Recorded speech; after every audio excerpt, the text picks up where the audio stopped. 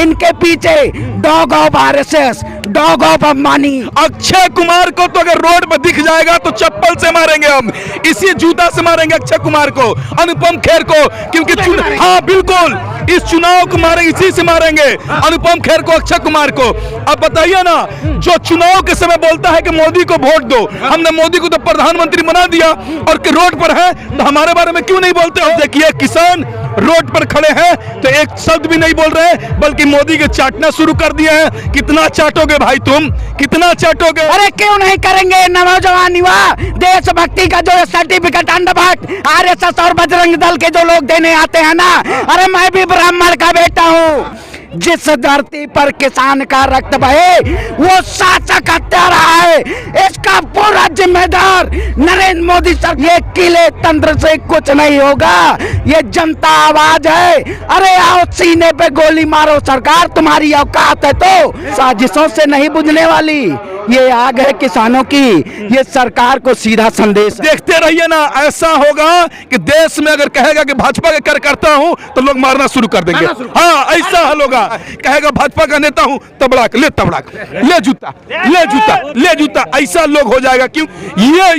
ये दिल्ली के लोगों में दिमाग में घुसाया जा रहा है कि किसान लूट लेंगे दिल्ली को बर्बाद कर देंगे।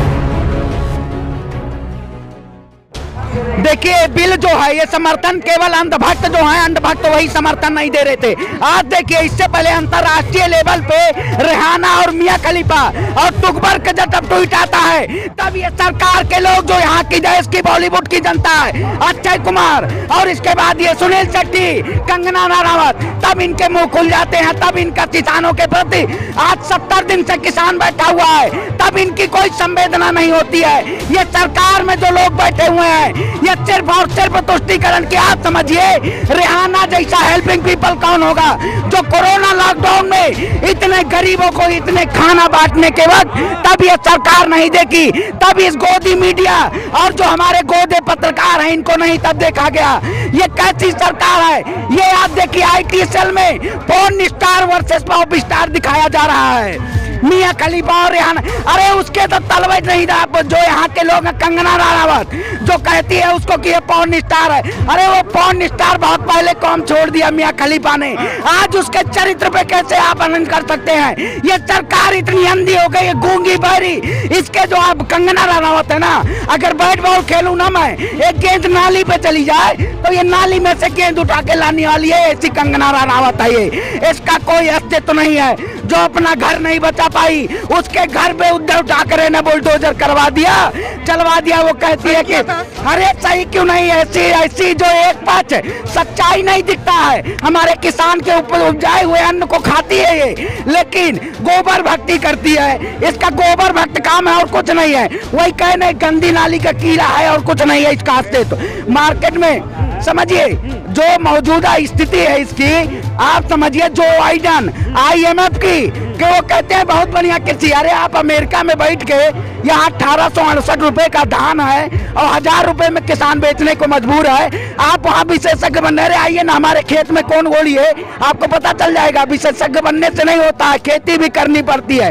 इस सरकार में आप समझिए जो रेल मंत्री है वो कृषि की बात करता है, जो प्रधानमंत्री है वो विदेश घूमने की बात करता है। ये अतीत पे ही मर रहे हैं, वर्तमान को देखना ही नहीं चाहते हैं। प्रजातंत्र अगर आवाज उठाता है तो कील तंत्र के तहत उसकी आवाज दबाने के काम की जाती है। हाँ देखे नहीं आप नेपाल बॉर्डर पे आप बहुत आराम से चले जाएंगे, आप कुछ भी लेके जाइए, कोई नहीं पूछने वाला है। वहाँ किलेबंदी नहीं हो रही है, पाकिस्तान के उधर किलेबंदी नहीं हो रही है। जब इनका चुनाव आएगा तब ये गोदी मीडिया पाकिस्तान यही करके दिल्ली जाने पे किलेबंदी। हाँ दिल्ली जाने पे आप समझिए किलेबंदी ऐसे किए हुए जैसे हिंदुस्तान के हम नागरिक नहीं, सबसे बड़े देशभक्त ही हैं। अरे देशभक्ति का क्या झंडा, इनके पीछे dog of RSS, dog of Ambani यही है, ये समझ रहे हैं। हाँ यही है, कह रहे हैं कि डॉग ऑफ आरएसएस। बिल्कुल देखिए दिल्ली और उत्तर प्रदेश के बॉर्डर पर जिस तरीके से ये मोदी सरकार ने कील को ठोक दिया है, बॉर्डर को सील कर दिया है, लग रहा है ये बॉर्डर उत्तर प्रदेश और दिल्ली का नहीं पाकिस्तान और चाइना का है, पाकिस्तान और इंडिया का है। अब बताइए दूसरी बात, ये बताइए किसानों के साथ कितना अत्याचार कर रही है मोदी सरकार।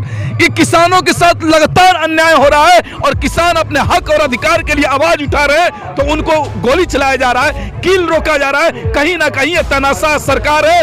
और जब रिहाना जैसे लोग ट्वीट करने पे मजबूर हो जाते हैं तब हमारे देश के बॉलीवुड के स्टार का आंख खुलती है। आप बताइए, जब बाप अपने बेटा को मारता है तो कोई छुड़ाने नहीं जाता है, लेकिन जब ज्यादा जुल्म करने लगता है तो पड़ोसी लोग आते हैं। उसी तरीके से ये मोदी सरकार हमारे अपने देश के किसानों के साथ लगातार अन्याय कर रही है। वो कह रहे हैं कृषि कानून नहीं चाहिए तो ठोपना चाहती है, तब जाकर दूसरे देशों के लोग हमारे किसान भाइयों के पक्ष में आए हुए हैं। आप बता देते हैं, जो अन्न खाते हैं वो किसानों के साथ खड़े हैं और जो गोबर खाते हैं वो मोदी के साथ खड़े हैं। बताइए, अक्षय कुमार अनुपम खेर का विरोध करेंगे आप? बिल्कुल करेंगे, बिल्कुल करेंगे। अक्षय कुमार को तो अगर रोड पर दिख जाएगा तो चप्पल से मारेंगे हम, इसी जूता से मारेंगे अक्षय कुमार को, अनुपम खेर को, क्योंकि हाँ बिल्कुल इस चुनाव को मारेंगे, इसी से मारेंगे अनुपम खेर को, अक्षय कुमार को। अब बताइए ना, जो चुनाव के समय बोलता है कि मोदी को वोट दो, हमने मोदी को तो प्रधानमंत्री बना दिया और कि रोड पर है तो हमारे बारे में क्यों नहीं बोलते हो? अनुपम खेर टकला बोलता था कि मोदी को वोट दो, मोदी हमने दे दिया, प्रधानमंत्री बना दिया। और यही हेमा मालिनी जब चुनाव होता है तो गेहूं काटने आ जाती है हेलीकॉप्टर से, लेकिन जब किसान आंदोलन कर रहा है तो इनके बारे में ट्वीट नहीं कर रही है। सनी देओल बोलता था सिंह इज किंग, अपने आप को सिंह इज किंग बोलता था, पबजी बोलता था। आज देखिए किसान रोड पर खड़े हैं तो एक शब्द भी नहीं बोल रहे, बल्कि मोदी के चाटना शुरू कर दिए हैं। कितना चाटोगे भाई तुम, कितना चाटोगे?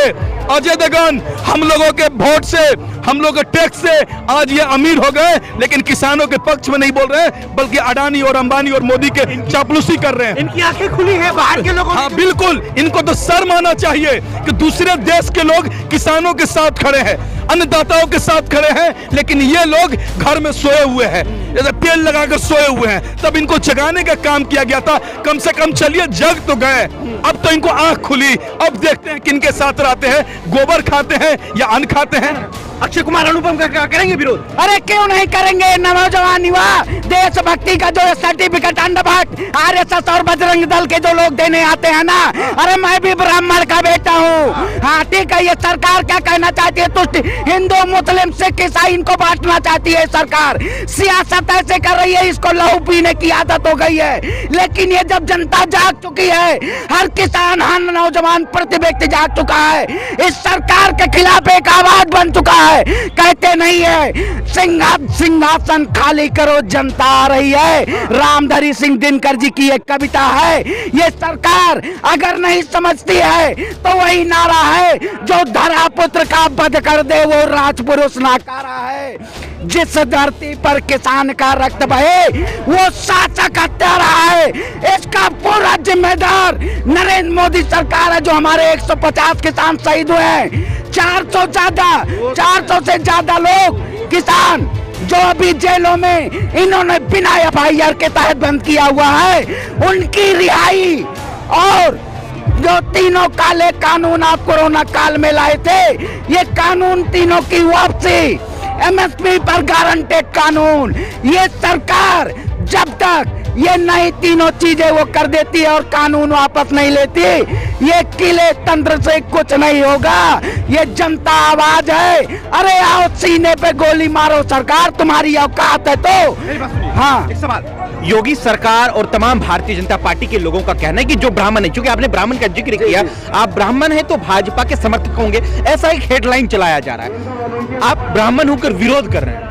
ब्राह्मण होकर आप हमारा जाति और धर्म बताएंगे? ब्राह्मण हम होते, अरे किसी के हम जीते भी जाते हैं, मरते भी जाते हैं, दोनों जगह जाते हैं। आप हमारे धर्म का कैसे सर्टिफिकेट दे देते हैं? हम अगर पूजा करते हैं, आप अगर, मैं एक पुजारी हूँ, पूजा करता हूँ, भगवान को मानता हूँ, इसमें सरकार का क्या मतलब है? हमारा धर्म सरकार बताएगी? अरे ये तुष्टीकरण की, ये गुजराती पहुंच के ये तुष्टीकरण की राजनीति करती है, लेकिन ये जनता सब समझ चुकी है। अरे आप जब ये पहले दिन से आंदोलन जो सिख भाई हमारे जब कोरोना काल में गोल्डन टेम्पल में जब लंगर खिलाया जा रहा था तब यही सरकार कोरोना योद्धा कहती थी। आज किसानों के लिए अगर यही लंगर चल रहा है तो कहती है फंडिंग कहां से आई है।